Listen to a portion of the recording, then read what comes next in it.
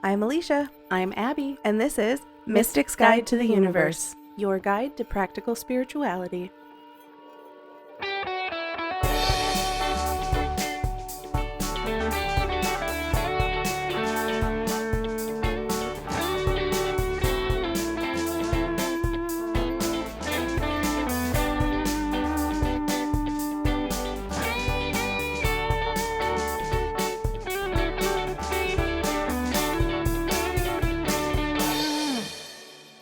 We have finally made it to the best time of the year.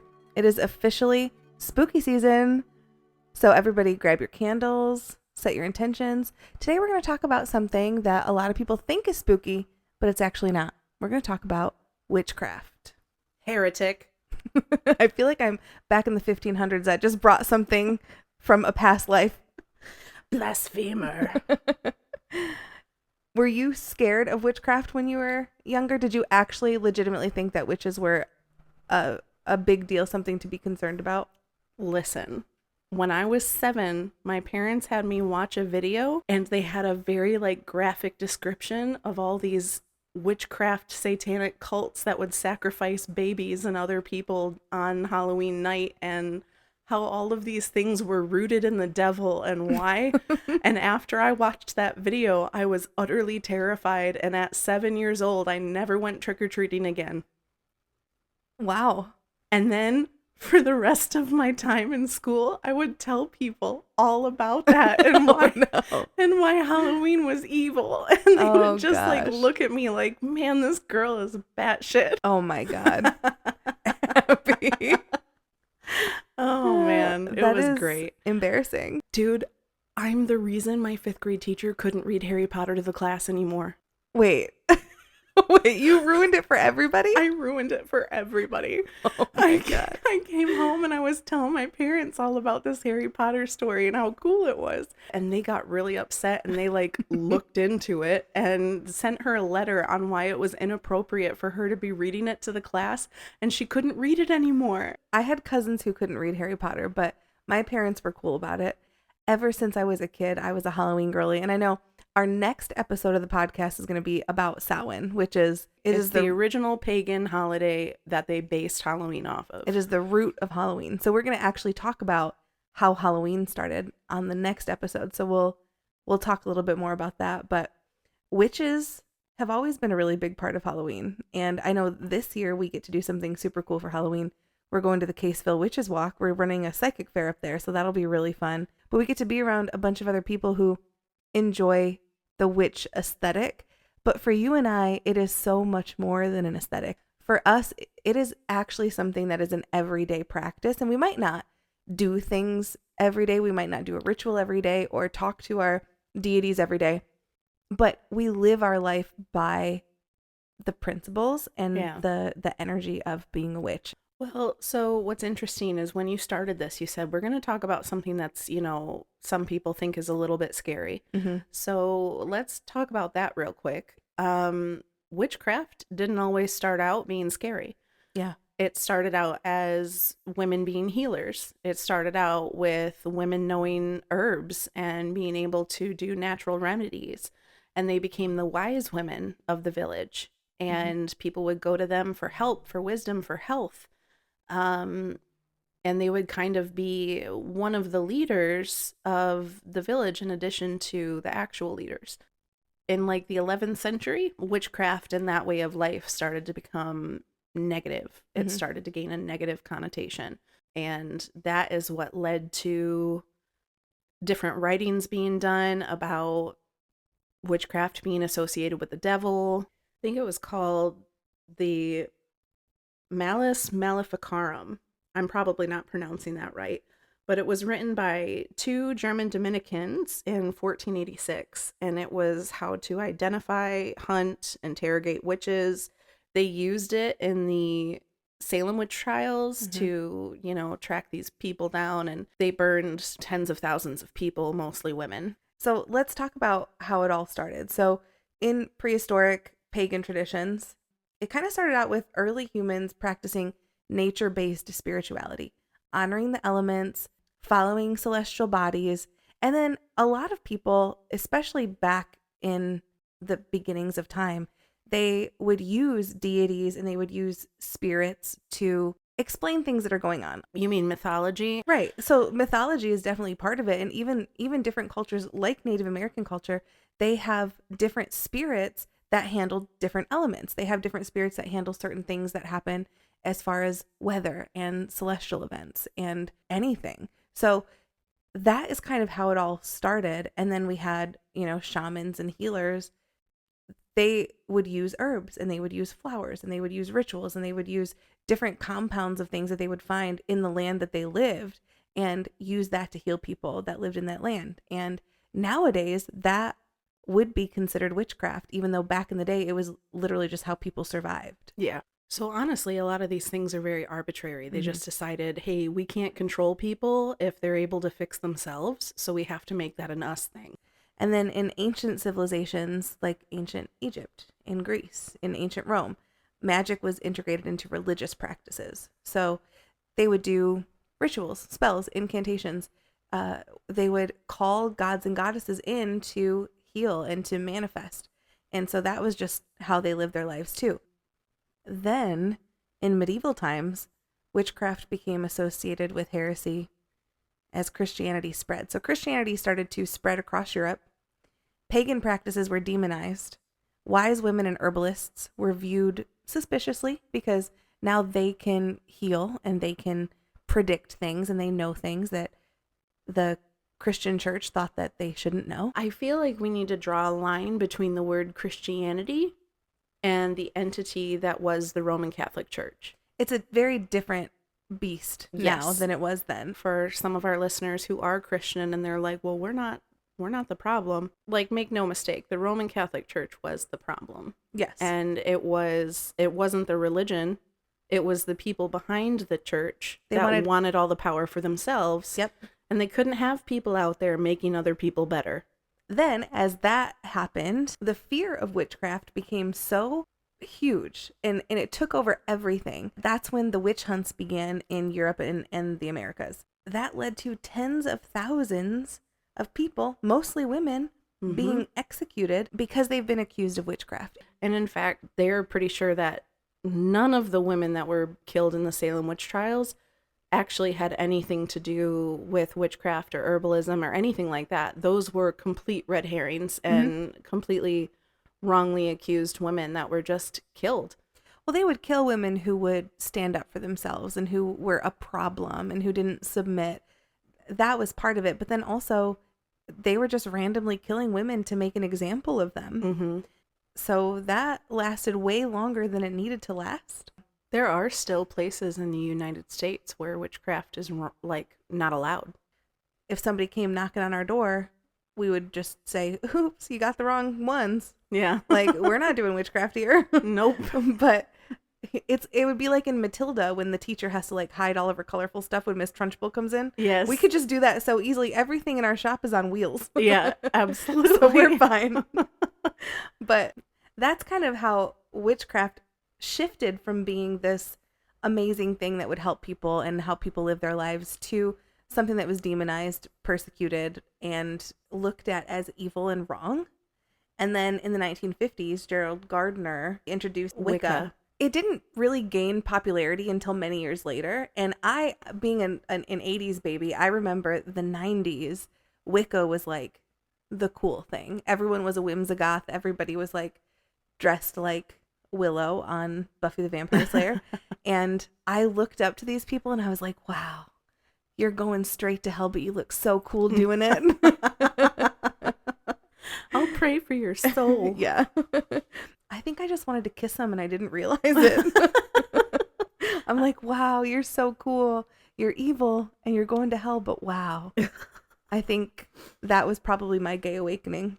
So Wicca is a form of modern witchcraft. It is a nature-based religion, not like paganism is. Paganism is incredibly nature-based. Well, Wicca is also a religion, yes. And paganism isn't. Okay, that's true. It is a religion. Anything in modern witchcraft that is rule-based most likely comes from the Wicca religion. They emphasized the worship of goddesses and gods. They celebrated nature's cycles, which we do get a little bit of that, but it's all the rules and regulations during the time where Wicca was becoming more and more popular, the word witch kind of took itself back. It's like we're taking back that word. It's not a bad word. It's more of like a word of empowerment, and it emphasized healing and protection and personal spirituality. It wasn't something that was bad or evil or negative. And so that started in the 50s, really started to gain popularity back in the late 80s, early 90s. Now it's interesting because modern witchcraft is so different than witchcraft was even in the 90s. It's just so normalized. Yeah. I think it is. It's a lot easier to like get things. Yes. You can get snake skins, animal bones, dead, not dead. What are the little things with wings? Bugs? Yeah. Yeah. You didn't know the word bug? I forgot bug. Insect? Listen, I was up until 5:30, okay? Doing witchcraft. I'm absolutely doing witchcraft. It is so easily accessible now to be a witch. Being a witch, getting witch supplies, you can find it anywhere. This girl that I went to high school with, she was a witch, and she always scared me, but now I think she was cool. But she told me one time that she had to go to this library in the middle of this big city. She had to go in there, say a code word. They would open up a back room. She would go back there. That's how she would get her witchcraft supplies. So obviously we had different experiences growing up with Yes. the whole idea of witchcraft. Mm-hmm. You saw them as sinners who were going to hell, but you also weren't super closed off and afraid of it.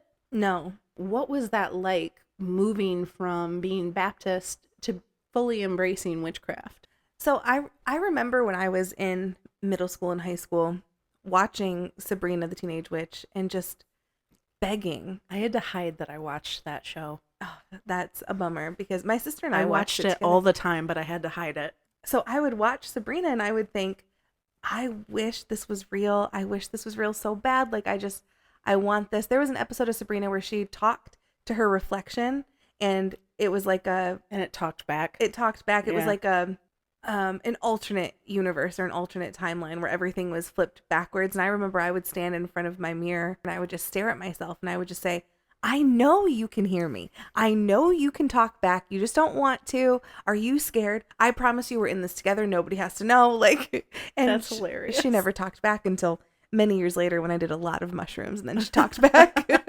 But I never really thought it was something that was available to me.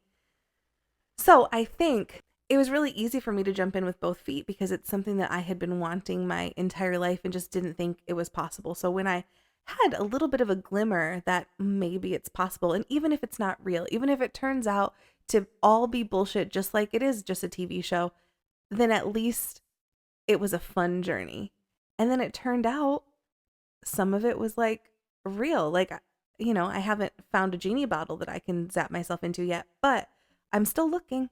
So we're both on two very different journeys, but like, it's like we're on the same page of two different books, if that makes sense. Yeah.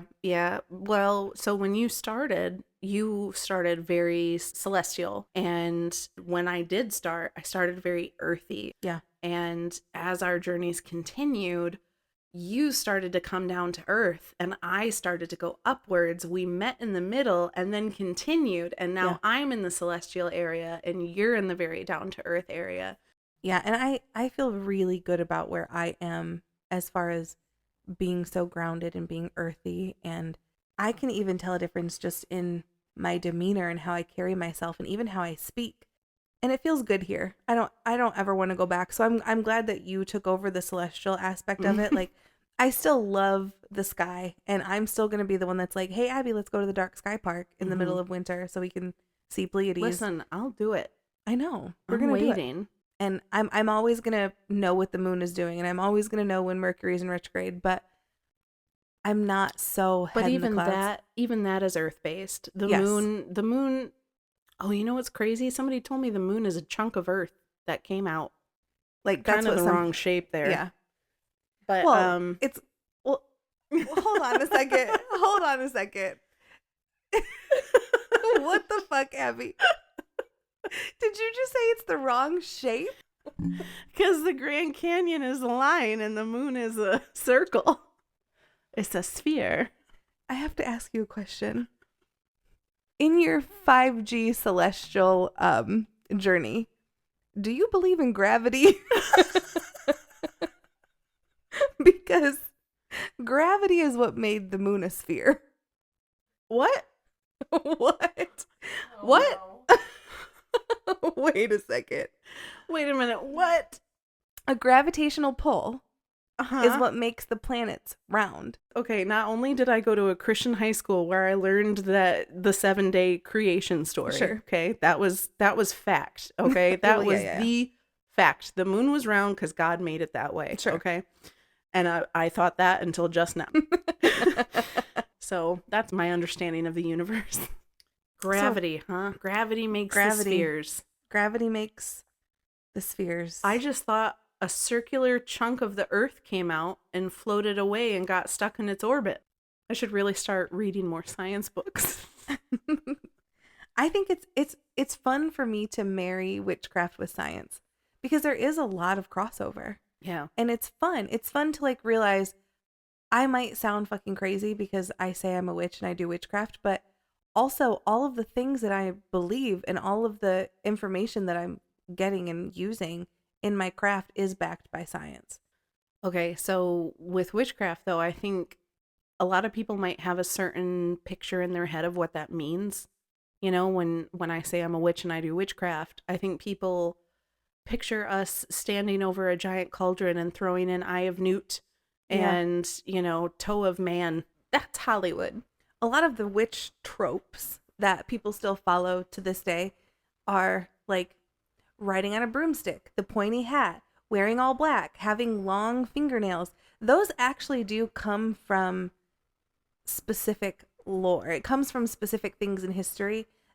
And it's not like, did witches really wear pointy hats? No. I mean, maybe some did, but do you ever think that maybe the reason like witches' hats were a thing was only because a lot of witches may have practiced veiling? That is interesting. It's very possible. I know that when I've done my research, there are a few pieces of history that kind of back up the stereotype of witches wearing black hats. The witch hat is a style associated with Quaker women. So throughout most of the 17th century, women of all social classes wore tall black wool felt hats.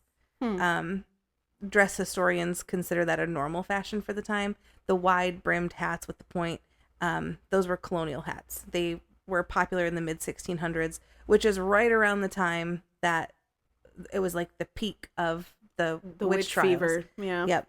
Yep.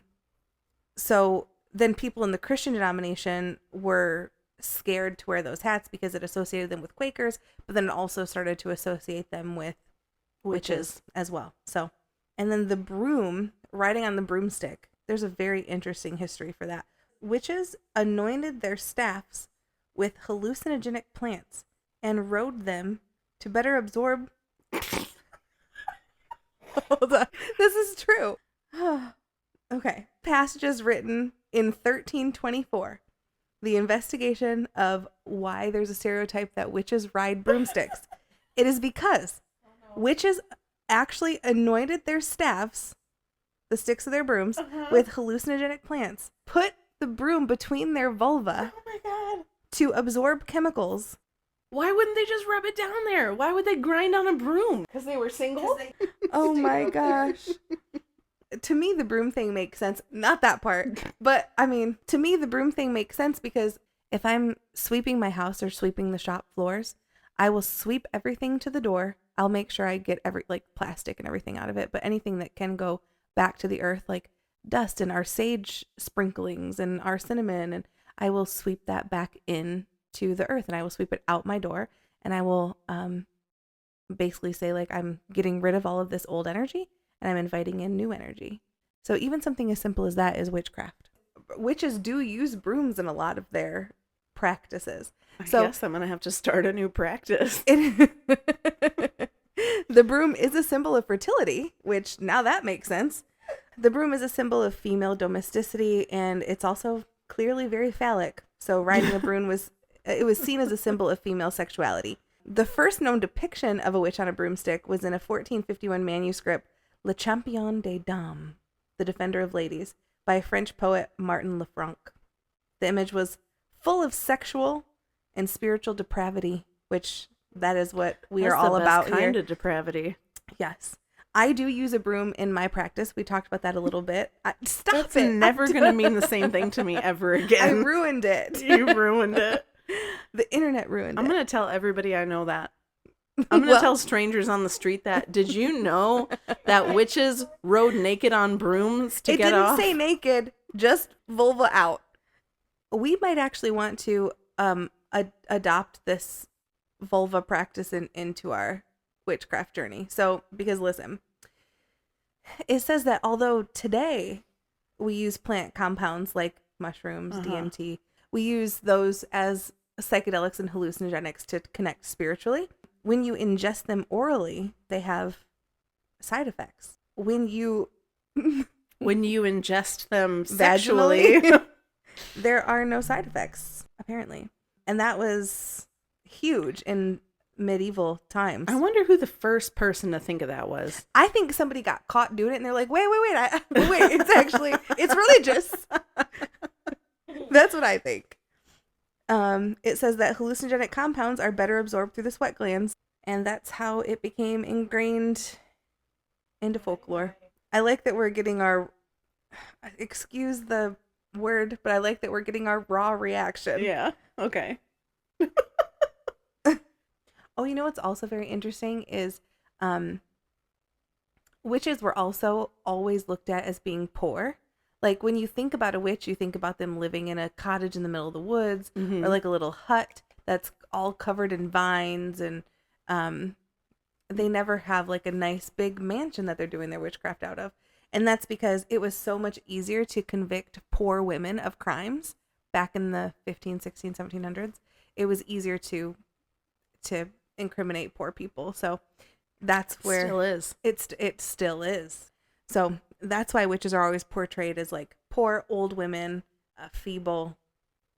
It's because, which was always so weird to me, because people would always say these stories about how witches would like suck the youth out of people, but then they're always old and have warts on their noses. Like, choose one, pick a lane. Yeah, exactly.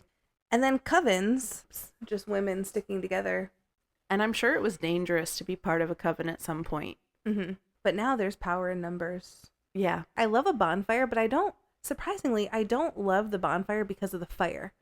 I love a bonfire because it brings a lot of people together in a circle. If you are around a bonfire, you're just inherently in a circle. I love the fire. I want to touch it. I want to sit in it. I mean, you could. I want to. I just don't. Yeah, that's probably for the best. Yeah. For now, anyway.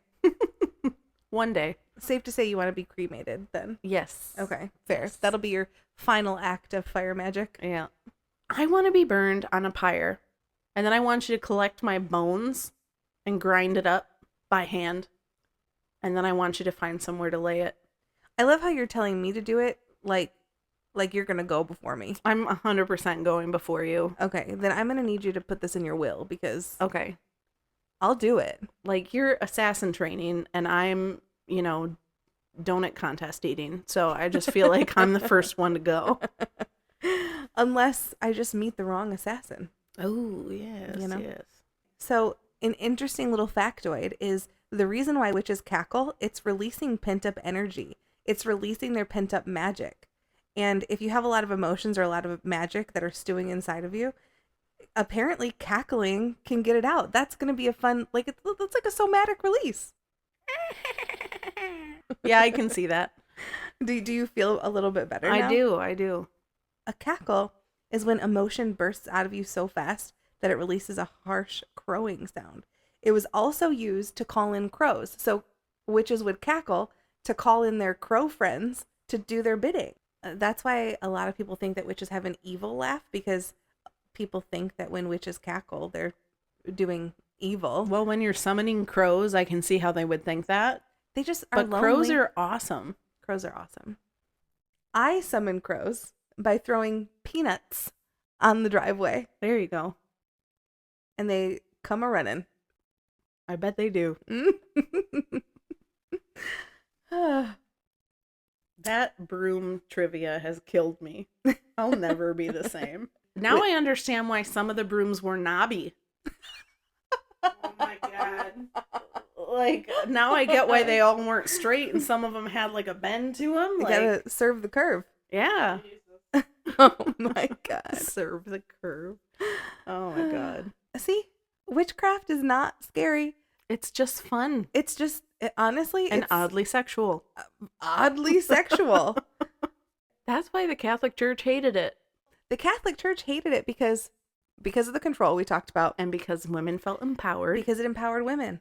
Mhm. And still to this day, people don't like empowered women.